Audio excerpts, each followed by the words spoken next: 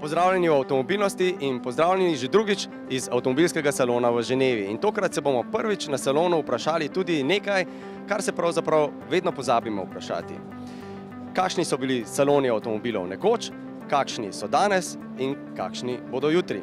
Vse skupaj se je začelo takrat, ko je bilo na cestah več koles in kočij kot avtomobilov. Leta 1894 je bilo recimo v Franciji 20 avtomobilov, ampak samo 4 leta kasneje so že imeli prvi avtomobilski salon. Ja, in v teh več kot 120 letih so se avtomobilski saloni zelo spreminjali in postali so tudi zaradi medijev, zaradi tega, ker se časi spreminjajo se seveda tudi ljudje in uporabniki. Veliko več je pogonskih sredstev, kot jih je bilo takrat, čeprav so električni avtomobili bili oziroma zametki bili že zelo, zelo dolgo nazaj. Zdaj je ponudba res velika in res vsak lahko najde nekaj zase. No, ampak ko ravno omenjaš električne avtomobile in pravzaprav različne pogonske agregate na tem salonu, ne smemo prezreti, da je bilo enkrat na svetu celo več električnih avtomobilov kot bencinskih. To je bilo takrat, ko se je bencinski agregat še odpiral pot in jih je bilo tudi takrat na salonih pravzaprav vsaj toliko kot bencinskih in drugih agregatov. Se pravi, smo 100 let po tistih salonih spet v tem pogledu tehničnem nekje na istem. Ampak kar je pa bolj pomembno, je pa to, da so avtomobilski saloni morali v enem trenutku postati pravi šovi. Ženevski salon je torej avtomobilski oziroma avtomobilnostni šov, predstava, na katero moramo pogledati zelo široko. Kajti dogajanje na svetovnih kongresnih prizoriščih že dolgo ni omejeno samo na avtomobile na vrtečih se podestih in reflektorje nad njimi. Bistven del šova so tudi pompozne besede. Postaja že kar običajno, da posamezne izjave oziroma raziskave, če so izrečene ob pravem času, ukradejo šov. In tokratnega so ukradla nemška sodišča, oziroma bolje rečeno, nemška sodišča so tokratni šov pravzaprav naredila. Kajti resne teme so kar naenkrat postale del performansa. A glavno besedo so tokrat imeli tisti, ki so plačali za ženevske razstavne površine. Tako so se recimo pri Toyoti ravno v času salona dokončno odrekli dizlom. Nemški veljaki pa so svoj šov igrali s kontraizjavami. We believe this should be avoided by all circumstances by the German lawmakers and by us as the industry, as our customers that have bought cars just a few years ago, obviously in the great belief that they could drive their cars anywhere they want to. We've launched a campaign in Germany to actually take 120,000 old diesel cars off the roads, replace them with new cars. Very successful campaign. I'm absolutely a fan of diesel. And Audi will maintain the diesel because it makes sense in big SUVs and so on. It is, from the point of fuel consumption, highly attractive. The new technology with AdBlue is perfect to get the right NOx measures and values, and therefore Audi will stick to the diesel. Seveda je lahko ta performans tudi še precej bolj megalomanski oziroma zvezdniški. Speaking of great engines, people used to say there is no substitute for cubic inches. We believe there is no substitute for technology. We recently invested over 3 billion euros to bring our diesel engines to perfection. A kot smo v naši oddaji že mnogokrat poudarili, starih umazanih dizlov nikakor ne gre enačiti s sodobnimi pogonskimi stroji, ki so v resnici že kar vsi po vrsti hibridi. We believe plug-in hybrids are more than a bridging technology. For our new diesel hybrid, we will use the cleanest and most efficient 4-cylinder diesel engine that we have ever built. We combine this with our new 90 kilowatt electric motor and an increased battery capacity of 13.5 kilowatt hours. Plus, our intelligent operating strategy uses navigation data and our assistance systems to maximize the electric range of the car. So we can create a perfect electrified solution for every application. With the right technology, the diesel has a future. Improving it is better than banning it. Smo bili pa udeleženci ženevskega šova deležni tudi točke, v kateri so avtomobilski veljaki jasno povedali, da se dobro zavedajo, da je prihodnost električna. At the same time, we are investing 10 billion euros into our fully battery electric models. So we think there are much cleverer solutions in coming to the same result, is basically clean air in our cities. And one of the key means is actually the cars behind me. They have zero local pollution and emissions, and obviously this is going to be a key contributor to cleaner cities and better air in the cities in the future. Salone izpred 100 let in današnje pa lahko povežemo tudi drugače. Pred 100 leti se je na avtomobilskih salonih predstavljalo zelo veliko različnih znamk. Predvsem so bili to tisti, ki so predtem recimo gradili kočije, sestavljali kolesa ali kakšne druge mehanske stvari. Veliko teh znamk je seveda skozi zgodovino propadlo, nekatere so ostale do zdaj, ampak usporednica z današnjimi saloni pa je ta, da predvsem električna energija, se pravi tehnologija električnih avtomobilov, omogoča, da avto zgradi praktično kdorkoli, ali ima denar ali pa samo željo in znanje. Say collaboration with Chinese is based on the win-win situation. They need to go in production very fast, and they need the know-how to do it. The Chinese government was releasing fund to Chinese company, new Chinese company, to go in production as fast as possible. IDEA is on the market in 40 years, and we know exactly how to design and realize a car. Italy has great knowledge about cars, but in the past, you had to prove yourself. It's not just about the beauty or how fast does it go. You needed to make commercials. You should go or have a car in the movie, and that was the brand awareness. How do you do it with a brand new car, with something that you build up basically from scratch? When we started the engineering at Lucci of this car, we set up a very clear principle. First we prove, and then we talk. We didn't want to come with a static concept on ideas. We decided to come here with a vehicle who had already passed test and be certified by third parties.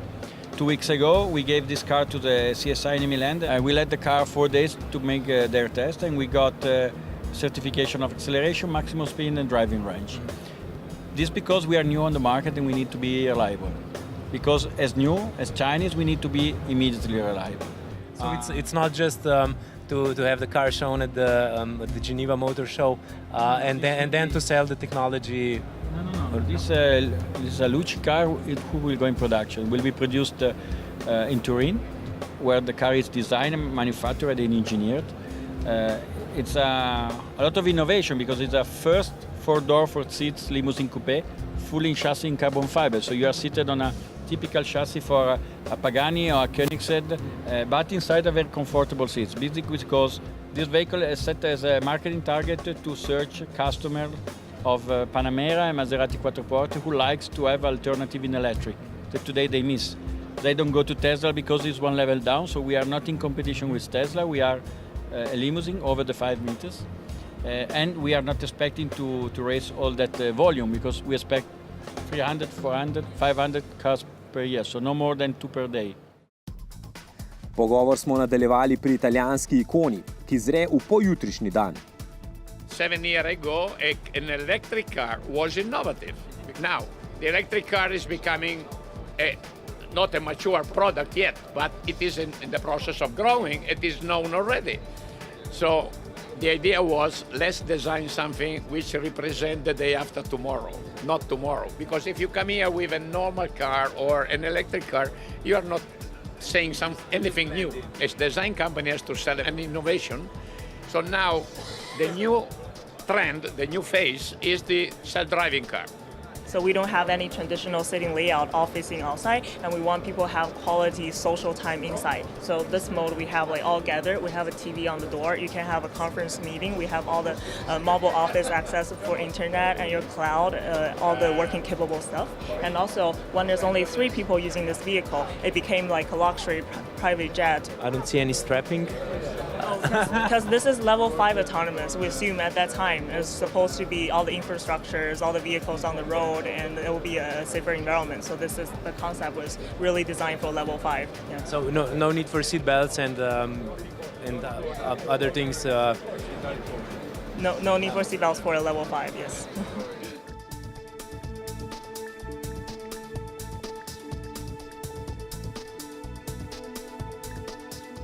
So this is, of course, the upper level. We're talking level 5, and we are talking luxury view of a car. Future looks nice, but when will the self-driving cars actually be available or actually function on the roads that we know today? In terms of technology, I believe that in a matter of 2 to 3 years, it can be done. But then the real problem is regulation. So I don't know how long it's going to take. It can be 5 years, it can be more. And I believe some countries are going to be far ahead than others because they are more in need of doing this. In ta hip vse kaže, da bodo povedli Kitajci. The capital are in China. The technology is mainly developed in California. If you think of China, why? You see, first, it's a political will. If somebody in China decides that it's going to happen, it happens. Nobody can do it in the Western world. I make an example. If the mayor of a big cities in China decide that tomorrow the taxi have to be electrical or self-driven, it happens because they can do it. Second, they have the money to make it happen. And in the Western world, that's not true. Third, they are one of the major producers of lithium, which is the raw material used for producing for production of batteries. And fourth, they have a pollution problem they have to solve. A big pollution problem they have to solve. So we believe that probably China is going to be the first country, and we are there. And second, the technology is mainly developed in California. The hub of the new technology is California. That's why we opened the office in Los Angeles in 2016. Pogovarjali pa smo se še enim kitajskim podjetjem, ki je tehnologijo kupilo v italijanskem Torinu. Tudi v tem primeru gre za ultra drag električni avtomobil, a tokratna ideja temelji na inovativnem podaljševalniku dosega. Cruise is a Chinese brand, but the factory that creates this car and this car are Italian. This car is designed by Giugiaro. The range standard car have the normal engine. In this moment, the car have this turbine installed in the car, 2 of them. We have the combustion chamber on the back of the cylinder. In the front, we have the generator that generated energy for charge the battery pack. The turbine powered with a lot of fuel because diesel, kerosene, LNG, gas, natural gas, or in like every type of fuel is useful for the turbine. This one is one of the most important improvement on this technology. Because we create energy with a lot of type of fuel. If I want a petrol or diesel or with gas? Yeah, it's the same because you have the VCU of this turbine. It's possible to design the control with a lot of fuel. In this moment, this car run with diesel and with aviation kerosene in the same time. There is no big problem because the control of combustion analyze the fuel and take the correction for correct running of the turbine. Are your ambitions in racing? Yeah. The new type of rear rules is very interesting for the electric car, and we designed this car just for a lot of clients that want to go in a track and going to go fast with other electric car.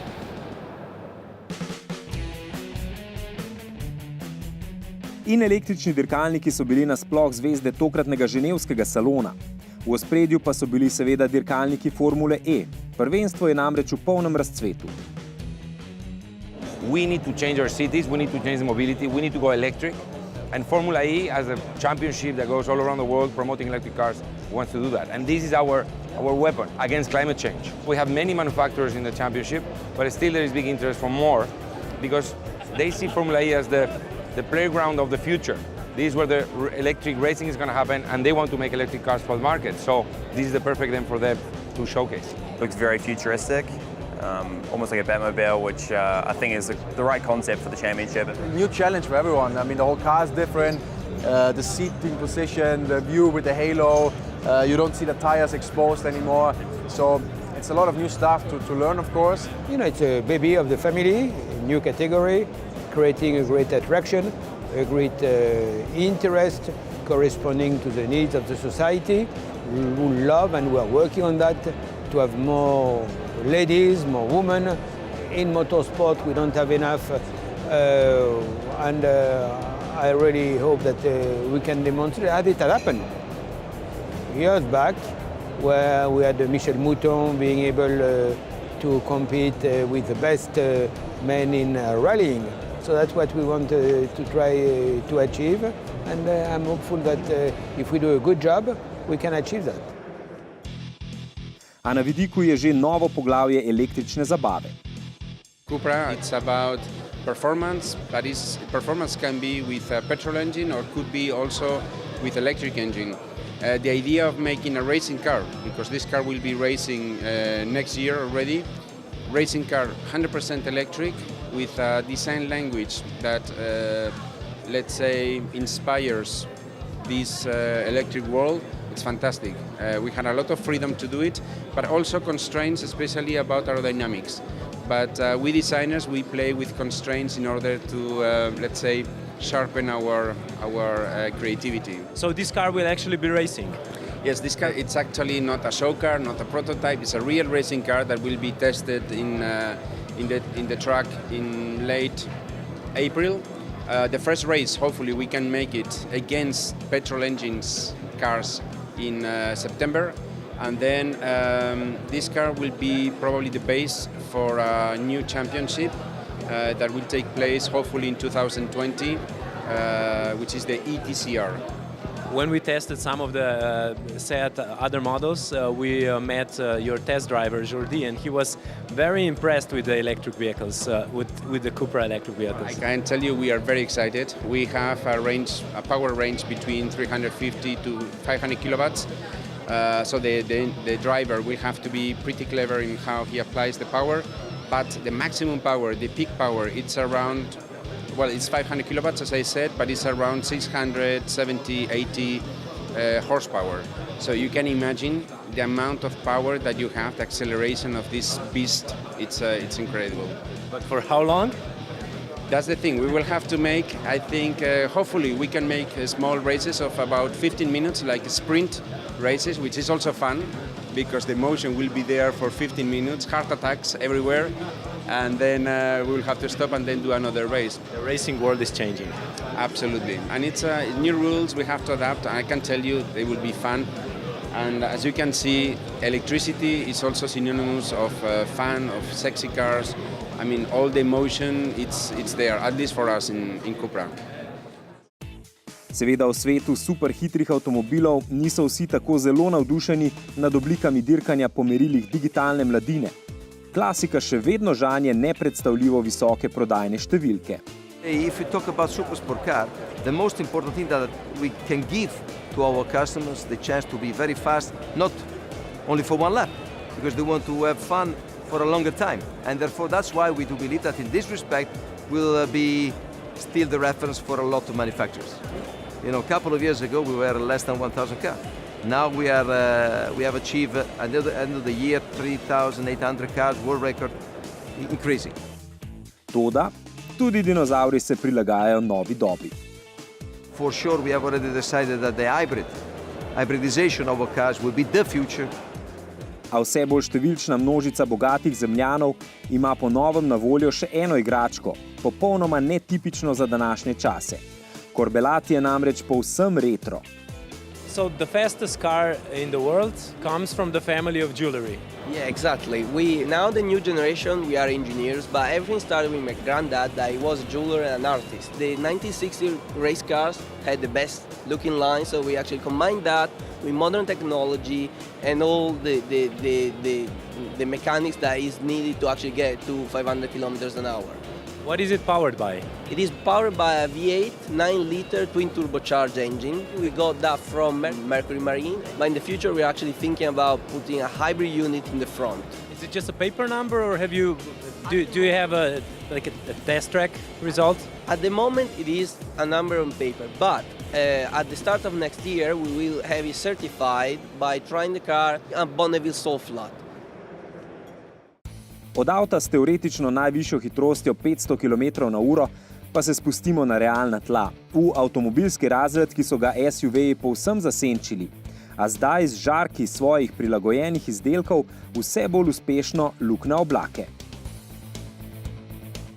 We said, okay, we have to change our strategy because the segment is changing.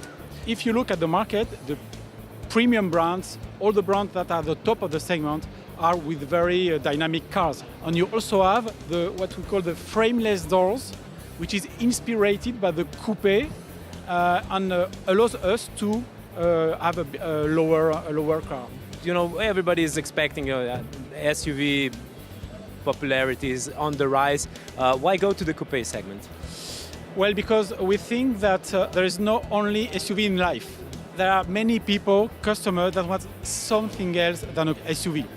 Of course, the SUV segment is growing, it's very important, and we are successful with our current 3008 or 5008. But at the same time, there are many people that say, okay, I would like something different, something attractive, something I fall in love at the first sight. At the same time, also this car, very important, is very efficient. Being lower and being 70 kilos less than the current 508, you have something very efficient. It probably helps as well that the popularity of the GT line and the GT models of all the segment cars is growing, you know? Well, our strategy is obviously to what we call to move up market, let's say with premium codes, but with a more affordable pricing.